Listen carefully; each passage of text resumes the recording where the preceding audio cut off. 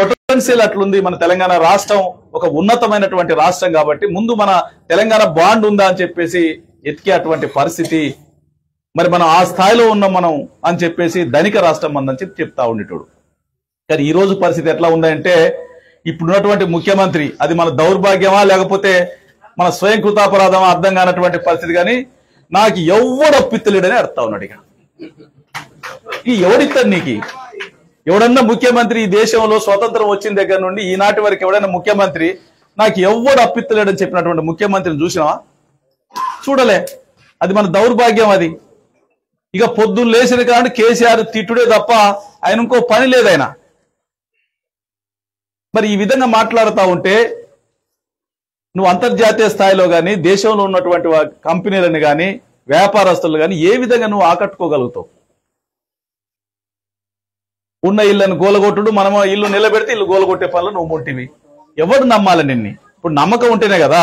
ఇప్పుడు మా అశ్వరావుపేట సెంటర్కి ఒక స్టేట్ దగ్గరికి పోతాను అప్పు కావాలంటే ఫస్ట్ దాన్ని చూస్తాడు. ఈయన క్యారెక్టర్ ఏంది, వీని వ్యవహారం ఏంది, వీడు మంచోడా చెడ్డోడా తీర్చగలుగుతాడా అని చూస్తాడు. ఆ నమ్మకం రావాలి కదా మార్కెట్లా.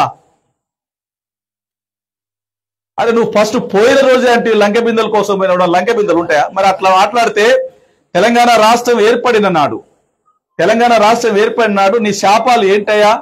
ఆంధ్ర నాయకులు పెట్టినటువంటి శాపాలు ఏంది? మనకి మంచినీళ్లు దొరకవు, చీకటిమయం అవుతుందని చెప్పేసి, రైతులు కొట్టుకొని చేస్తారని చెప్పేసి రకరకాల శాపాలు పెట్టిండు. అవి మనకి దీవెనలైనవి. అవి దీవెనలు అయ్యాలా?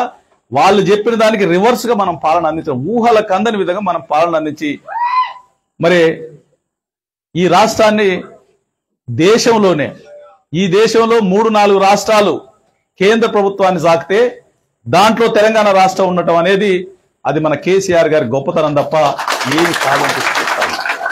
అటువంటి రాష్ట్రాన్ని వాళ్ళ ఆగం చేయడం కోసం వీళ్ళు కేసీఆర్ గారి ఆనమాలు లేకుండా చేస్తామంటే దాని అర్థం ఏంది అనేది ఒకసారి మనందరం కూడా గమనించాలని చెప్పే సందర్భంగా నేను తెలియజేస్తా ఉన్నా. సింపుల్ లాజిక్ ఏమి లేదు. కేసీఆర్ గారిని గుర్తు చేసుకున్నటువంటి రోజు ఉండదు ఈ రాష్ట్ర ప్రజానికం. 4.5 కోట్ల ప్రజలు. వీడు కాదు, వీడి దద్దమ్మ ఏదో ఊకెత్త అడుగులు మాటలు మాట్లాడితే అది కాదు నేను అనేది. ప్రజలు ఎందుకు అంటే దోశల నీళ్లు పడితే మనం పూర్వం రోజుల్లో లెక్కన ఇట్లా దోశలు నీళ్లు పడితే మనం ముఖం చూసుకునేది. అట్లా ప్రతి ఇంటికి ప్రతి సోదరి మన ఆ రోజులలో బండ్లు కట్టుకొని ట్యాంకర్లు పెట్టుకొని అనేక ఇబ్బందులు గోస మంది.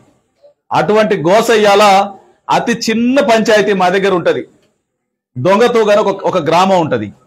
ఆ దొంగతోగ అనే గ్రామానికి వాళ్ళు అసలు కల కూడా గానిలే గోదావరి నీళ్ళు తాగుతా ఉన్నారు. అటువంటి గ్రామానికి గోదావరి జలాల్ని పంపించినాం మనం. ఈరోజు రోడ్డు వెంబడి పోతా ఉంటే అసలు రోడ్డుకి ఇట్లా రాగానే పక్క రాష్ట్రం కూడా ఇట్లా ఎంటర్ కాగానే చెక్ పోస్ట్ కానీ ఎంటర్ కాగానే ఈ మొక్కలు ఎవరు పెట్టిర్రు ఏంది ఆనాడు అశోకుడు పెడితే మనం చదువుకున్నాం. కానీ వాళ్ళ చరిత్ర మన ముందే కనిపిస్తా ఉంది. అంటే మన భవిష్యత్తు మన చేతుల్లోనే ఉంటుందంటే అదే అర్థం. నాకు ఎవడు ఒప్పియడు అని చెప్పేసి రోజు నాకు ఎక్కడ డబ్బులు వస్తాయా, ఎట్లా డబ్బులు వస్తాయా, ఎవరిని కూర్చొని డబ్బులు వస్తాయా, ఈ ఆలోచనలు చేస్తే రాష్ట్రం ముందుకు పోద్దా ఒకసారి మనందరం కూడా ఆలోచించాల్సినటువంటి అవసరం ఉంది అని చెప్పే సందర్భంగా నీకు తెలియజేస్తా ఉన్నా. అందుకనే భవిష్యత్తు మనదే. మీరు ఒకసారి గుర్తుపెట్టుకోండి. నాకు ఇప్పుడు 48 సంవత్సరాలు. నా చిన్నప్పటి నుండి తమిళనాడులో అసలు కాంగ్రెస్ పార్టీ అధికారంలోకి రాలే.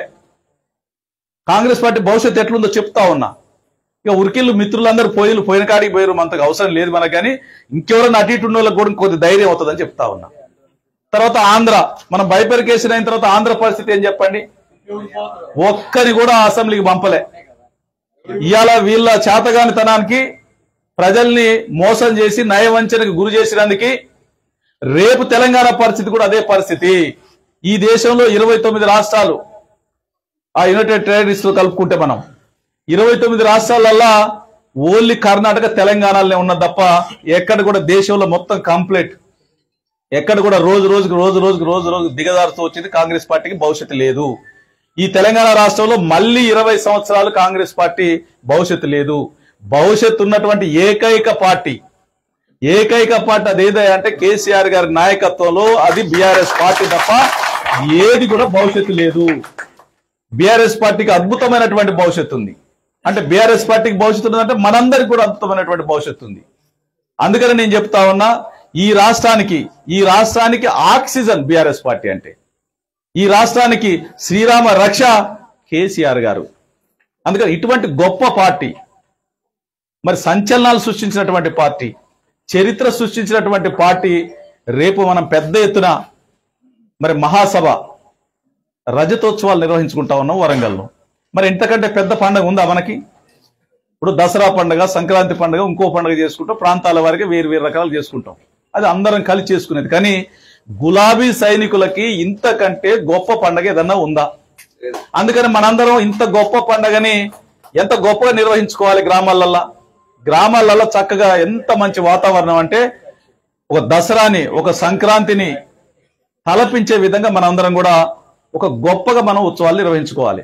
దానికి మనందరం కూడా ఎక్కడికక్కడ ఏ గ్రామానికి ఆ గ్రామం ఒక ఎక్కడికక్కడ సమావేశాలు జరుపుకొని ఆ గ్రామంలో ఉన్నటువంటి గ్రామాధ్యక్షుడు కానీ ఇంకా మిగతా పెద్దలందరూ కలిసి ఆ గ్రామంలో ప్రతి ఒక్క గ్రామానికి చెప్తా ఉన్నా, ఈ నియోజకవర్గంలో ఎన్ని గ్రామాలు ఉంటే అన్ని గ్రామాలకు సంబంధించి అన్ని గ్రామాలలో ప్రతి గ్రామంలో ఖచ్చితంగా బీఆర్ఎస్ పార్టీ జెండా ఎగరాల్సిందే, ప్రతి దగ్గర దిమ్మె కట్టాల్సిందే. దిమ్మె కట్టి దాన్ని చక్కగా మనం పండుగ వచ్చినప్పుడు ఏం చేస్తాం, ఇల్లు అలుక్కుంటాం, లేకపోతే పక్క ఇల్లు అయితే మన శుభ్రంగా కడుక్కొని ముగ్గులు వేసుకొని మనం అంతా తోరణాలు కట్టుకొని అలంకరించుకుంటాం. ఏ విధంగా మన ఇల్లుని అలంకరించుకుంటామో రేపు మనం బయలుదేరబోయే ముందు కూడా మన ఇంటికి చక్కగా తోరణాలు కట్టుకొని జెండా కట్టుకొని ఆ జెండా దిమ్మె దగ్గరికి పోయి జెండా ఎగిరేసి, గులాబీ జెండాని ఎగిరేసి సెల్యూట్ చేసి గుండె కద్దుకొని గులాబీ జెండాని చలో బస్ ఎక్కాలి, చలో వరంగల్ అని చెప్పేసి బయలుదేరాలని చెప్పే సందర్భంగా మీకు పిలుపునిస్తా ఉన్నా. మరి అట్లా ఆ విధంగా పోయేటప్పుడు పాత దిమ్మెలు ఉంటే పాత దిమ్మెలు కలర్లు వేసుకోవాలి, మళ్ళీ పాత దిమ్మెలు తీసేయాలి, మొత్తం మంచి కలర్లు వేసుకొని చక్కగా జెండా కర్ర కూడా కలర్ వేసుకొని మెటీరియల్ వచ్చింది, మొత్తం అంతా కూడా పంపించినాం. మెటీరియల్ అంతా కూడా బ్రహ్మాండంగా మెటీరియల్ వచ్చింది.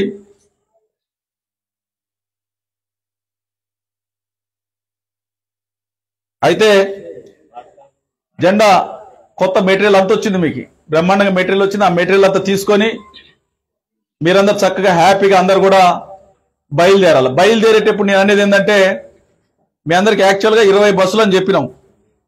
మరి అక్కడ బస్సులు అందుబాటులో లేవు. వాస్తవంగా మనకి మీ దగ్గర డిపో లేదు. డిపో ఉంటే కొద్దిగా కలిసి వచ్చేది. డిపో లేదు కాబట్టి కొద్దిగా మనకి బయట కూడా బస్సులు, ఏరియాలో ఎక్కువ బస్సులు లేవు. మనకి జంగారెడ్డిగూడెంలో ఎక్కడో మాట్లాడతా అని చెప్పారు, కొన్ని బస్సులు మనకు వాళ్ళ అవతల నుండి వచ్చినప్పుడు బోర్డర్ ప్రాబ్లం ఉందని చెప్పేసి వాళ్ళు కొంత కిరికిరి చేస్తా ఉన్నారు. అయినప్పటికీ కూడా కొన్ని ప్రైవేట్ ట్రావెల్స్ కానీ ఆర్టీసీలు కానీ అన్ని కూడా బుక్ చేసినాం. సాధ్యమైనంత వరకు మీరు ఎంత ఎక్కువ అవకాశం ఉంటే అంత ఎక్కువ బస్సులు పెట్టడానికి మేము సహకరిస్తాం. దాంతోపాటు ప్రధానంగా మిమ్మల్ని కోరేది ఏంటంటే, సర్పంచ్ నుండి ఎబవ్ ఉన్నటువంటి క్యాడర్ మాత్రమే రావాలి, మాస్ పీపుల్ తీసుకురావద్దు. ఎందుకు తీసుకురావద్దంటే, మనం సభకి ఏదైనా మీటింగ్లు పెడితే అసలు ముఖ్య అతిథి వచ్చి మాట్లాడక ముందే వీళ్ళు లేచిపోతా ఉంటారు. అటువంటి పరిస్థితి రావద్దు. కమిట్మెంట్ కలిగినటువంటి, కరడు కట్టినటువంటి గులాబీ సైనికులు వస్తే మా సార్ ఎప్పుడు మాట్లాడతారా, మేము ఎప్పుడు దగ్గరుండి చూడాలా అనేటువంటి ఉత్సాహంతో, కుతూహలతోని ముందు కూర్చొని ఉంటాడు. సభ అయిపోయేంత వరకు కూడా అక్కడే కూర్చొని ఉండాలి. దాంతోపాటు అక్కడ మీకు ఏ ఇబ్బంది లేదు. మనందరం చాలా దూర ప్రాంతం కాబట్టి అడ్వాన్స్ గా పోవాలి. అందరం అడ్వాన్స్ గా పోతే మనం దగ్గరికి పోతాం, ముందుకు పోతాం. లేకపోతే ఏమైందంటే అక్కడ ఉన్నటువంటి దగ్గర సరౌండింగ్ ఉన్నటువంటి జిల్లాలకు సంబంధించినటువంటి క్యాడర్ అంతా ఏం చేస్తారంటే, మనం ఇక్కడ అక్కడ చేరుకునే సమయానికి వాళ్ళందరూ బయలుదేరతారు. ఆ ట్రాఫిక్ మనం వరంగల్ బైపాస్ ఉంటే మన వెనక్కి తిరిగి మళ్ళీ ఇంటికి వచ్చే పరిస్థితి ఉంటుంది. అందుకని మనం అడ్వాన్స్ గా పోతే మనం లోనకి పోవడానికి అవకాశం ఉంటుంది. అక్కడ ఇంత పెద్ద పండక్కి మనం బ్రహ్మాండంగా చేసుకుంటాం. ధూమ్ధామ్ కార్యక్రమాలు, పెద్ద పెద్ద కళాకారులతో పెద్ద ఎత్తున ప్రోగ్రామ్స్ ఉన్నాయి. అక్కడ మీకు దగ్గర వాటర్ బాటిల్స్ కానీ లేకపోతే మజ్జిగ బాటిల్స్ కానీ బ్రహ్మాండంగా మీకు కావాల్సిన లక్షలలో పెట్టినాం. అక్కడ ఎటువంటి ఇబ్బంది ఉండదు అక్కడ. కాబట్టి మనం అంతా కూడా అడ్వాన్స్ గా మెయిన్ ఉన్నటువంటి మంచి క్యాడర్ మాత్రమే బయలుదేరాలి. దాంట్లో బయలుదేరేటప్పుడు కూడా మీరు ప్రతి బస్సు కూడా ఒక ఇన్ఛార్జిని పెట్టాలి.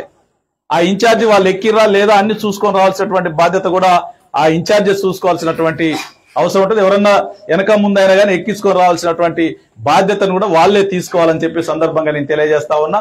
దాంతో పాటు బస్సులతో పాటు మనకు సంబంధించినటువంటి ముఖ్య నాయకులందరికీ కూడా వాహనాలు ఉన్నాయి, కార్లు ఉన్నాయి. మరి ఆ కార్లు 100-200 ఎన్ని అవుతాయో మీ దగ్గర.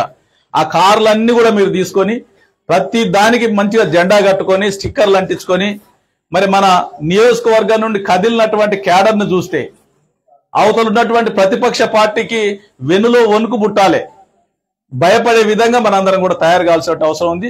మరి గ్రామాలలో కూడా ఆ విధమైనటువంటి వాతావరణాన్ని మనం తీసుకురావాల్సిన అవసరం. ఇది మంచి అవకాశం, మన గ్రామాలకు పోవడానికి చక్కని అవకాశం. ఎందుకంటే కాంగ్రెస్ పార్టీ నాయకుడు గ్రామాలకు పోవాలంటే భయపడిపోయి ముఖం జల్లక ముఖం చాటేసుకొని తిరుగుతా ఉన్నారు.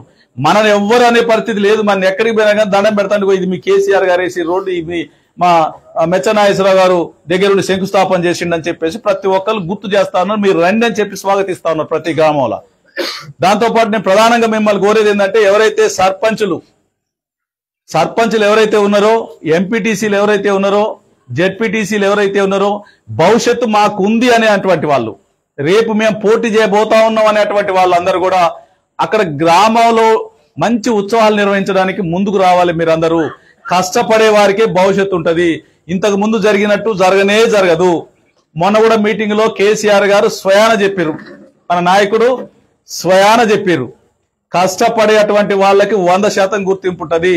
ఈసారి ఎమ్మెల్యే కాదు, ఎంపీ కాదు, ఏ టికెట్ కూడా ప్రజలలో ఉన్నటువంటి వాళ్ళకే టికెట్లు వస్తాయి, మొహమాటానికి పోను అని చెప్పి చాలా స్పష్టంగా చెప్పడం జరిగింది. అందుకనే మనందరం కూడా, మీరు కాదు నాతో పాటు మనందరం కూడా ఒళ్ళు దగ్గర పెట్టుకొని పనిచేయాలి.